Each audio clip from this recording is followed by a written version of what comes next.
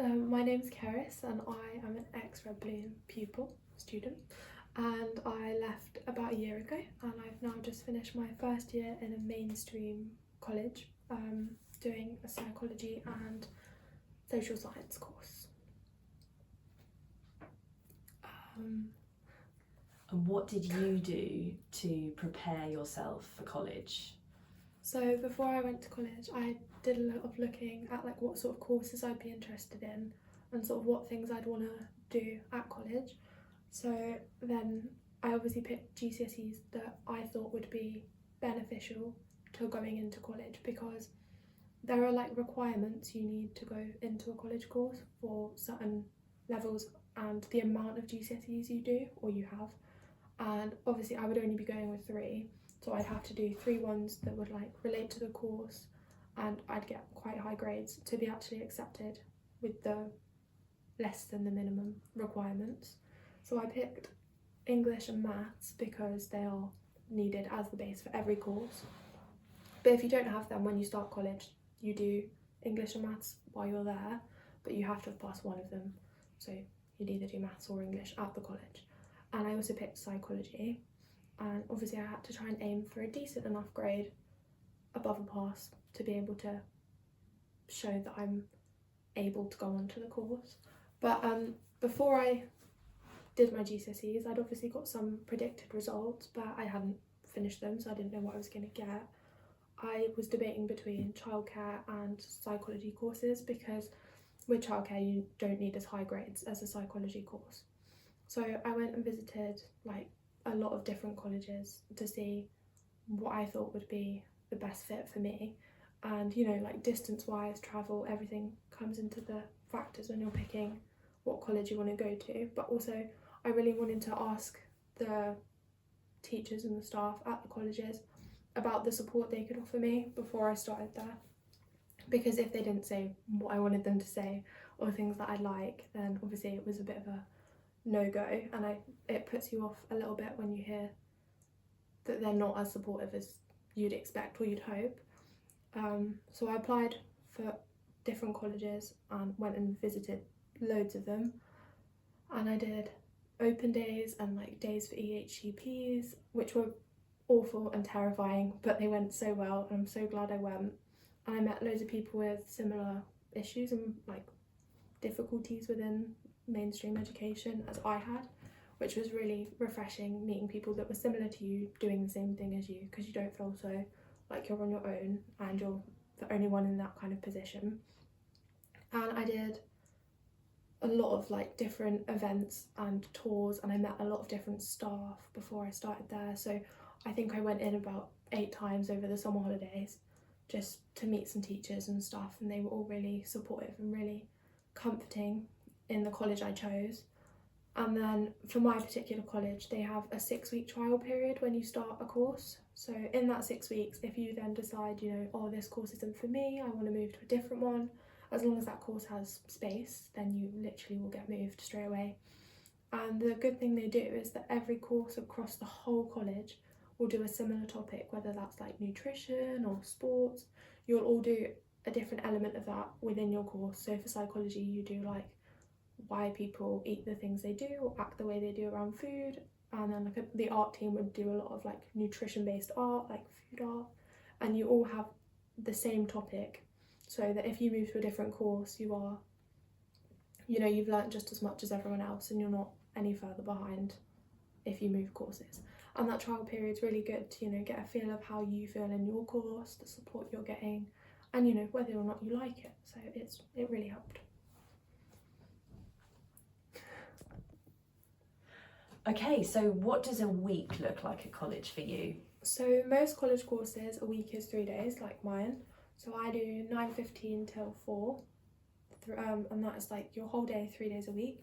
So in the morning you get a break, which is half an hour, and then you get a 50-minute lunch break in the middle of the day. And obviously you'll have lessons either side of that, which normally change about. So you'll have like first lesson, break, second lesson, break, third lesson, and then you're done, which is really good because it breaks it up nicely and gives you a chance to readjust before your next lesson in a different topic, so you can sort of change your brain around a little bit. And so when I get into college, I really don't like walking in on my own. So I have a one-to-one aide, or like a TA, who will come and meet me at the college doors, and she'll walk me to my classroom, and she supports me all day long, break time, everything. And she supports me with like, if I don't want to be in class, we can sit and work outside class. If, you know, like you don't want to answer in the register, she'll do that for me. If I have a question, she can ask it. If I don't, you know, like sometimes when they put things at the front of the class, she'll go and grab that for me. And she'll just be like there to help whatever I need. She'll come with me to the toilet, she'll come with me to get food. Anything I could possibly need, they are there to do for you. And they advocate for you a little bit. So if you're feeling a bit sad, they'll probably pass that on to your teacher, and they will work around that accordingly. And obviously they're just there to make it as easy for you as possible. So I absolutely love having that one-to-one support, because it makes me feel so safe and comfortable within my classes and lunch times and things when it's really crowded and busy. Like sometimes I get to college 10 minutes late and there's no crowds, and it's less daunting when you walk in with hundreds of students. Or like I'll leave a little bit early and then again I miss all the crowds and things like that, and they just allow you to be able to do that, because then you have someone with you rather than you just wander around on your own the whole time. And then for lunchtime I don't have my one-to-one, so I will go to a lunch club, which is really good. There's like a few other students in there, but it's a very quiet space and there's not much talking. You can talk obviously, but it's quite quiet and you can kind of get on with your own thing. So you can read a book or go on your phone and eat your lunch in peace, rather than being outside with a lot of students, which can be really scary. And you have one member of staff in there who's normally the same person, and they'll just sign you in and check if you're okay. And it's really quite comforting having something like that. And you don't have to go, it's not like an obligation. So some days I don't go, some days I do. It just depends how I'm feeling that day. But the one thing I will say is it's a lot more independent at college. You won't feel so like you'll have someone there all the time. You have to ask for the support you need, and you have to make sure you're speaking for yourself a little bit. Like no one's going to come up to you and ask if you're okay. If you look a bit sad, you will have to go and tell them that. And if you're struggling with the work or the time deadlines and things, you have to sort of go and ask for some support with that, because they won't just assume you need that, unlike at Red Balloon where they're quite on it if you seem a bit sad. And then it's really good because there are lots of different types of support for different things. So they have a wellbeing clinic, which is like where you go if you've got any home issues, anything like that. They are the ones you go to for that. And it's all confidential unless they have anything that they're worried about. And you go to them for any, like if you're upset in class, anything like that, you go to them. Then you'll have a progress tutor who she's like the person I go to for my EHCP needs and things like that, or if I need a laptop or a bursary. And then I have my one-to-one, obviously, who supports me throughout the day. And then you have your mentor, which is like who is in charge of like getting you support in college, and just sort of your main advocate. Like they're the ones in charge of my annual reviews and things like that. So it's just really independent, but you have the support available. So if you need it and ask for it and make it known, then you are able to receive it really easily because of all the different ways that they're able to help you. But yeah, you are treated a lot more like an adult there. You are expected to be able to do a lot more asking and doing a lot more for yourself, like finding things for yourself, which is really relieving. Like you don't feel like you're so watched and constantly bothered. It's just really nice to be able to be like left alone, and they treat you like you know what you're doing, which is really nice sometimes. You don't feel so stuck. And what about the studying part of it? How do you learn? Yeah, so that's a lot more on your own. You will have to find it a lot more yourself. You're given resources that are there to support and guide you, but a lot of it is like you have to go and research yourself. Like you might be given a helpful website or something, or some keywords to research, but a lot of it you have to find for yourself and be able to present that in a way that works, rather than notes. You have to reference where you got your information from, and you have to reference like where you found it, and things like that. It's very like, and you have to use trusted websites. You're not allowed to use like Wikipedia or just a little bit of BBC Bitesize or things like that. You have to use, so like for me, obviously it's a psychology course, I have to use like papers written by doctors and things like that. Like it's quite hard to find the information sometimes, but it is very much more like you do it yourself and you're given the guidelines, but the rest you've got to find. Cool, thank you. So what advice would you give to someone in their final year at Red Balloon? So when I first started my course, I went from Red Balloon classes, which are really small, or like the Red Balloon groups, which, you know, there's sort of like 10 people in there. I got quite used to being in small groups and I got a bit scared of the large amount of people. So when I first started my course, when you first start in the summer, there's a lot more students. By the 3 weeks in, 4 weeks in, it will have like halved. I think when I started there was like 30, 40, and now there are 8 left. So it does just like, people don't stay in that course because they don't enjoy it or whatever reasons, it's not right for them. So it does seem scarier when you start in the summer, when everyone who's interested in that course is all there, just getting to know the course. And obviously going from such a small class size to such a big group of students, it's such an adjustment, and it can be really scary and really daunting walking in this big group of people. So I'd recommend, like, you know, trying to join clubs or groups with lots of people in, or going to places that are quite busy, like crowded shops or something. Just get used to being around a lot of people and, you know, listening to a lot of people talking at once and things like that, because otherwise it's just a bit more scary when you go from one place to another with such differences. Like for me, I got a job when I turned 16 before I left Red Balloon and before I started college, and that was quite in a busy cafe, so you see a lot of people and you have a lot of like things going on at once, and I got really used to that before I started college. So it made me a little bit more comfortable in talking to people, because obviously you talk to customers and you get to know people differently. So I was able to go from that a little bit easier than just jumping straight into it. It was like a break up in the middle that allowed me to get used to being around a lot more people and things. So how do you study on your course? So like I said before, it's a lot more independent. So you'll probably have like a few lectures. Say on like a new topic, you'll have 2 or 3 lectures at the beginning, which is basically where you sit and write notes and you listen to someone talking and explaining the basics. And they'll probably give you a few things to research within those lectures, like simple tasks that just give you a little bit of a chance to build your knowledge independently on the particular thing they're discussing. And then after that, you'll have a lot of time to go off by yourself and study and research the things you made notes on, just to develop that a little bit more. And then you'll be given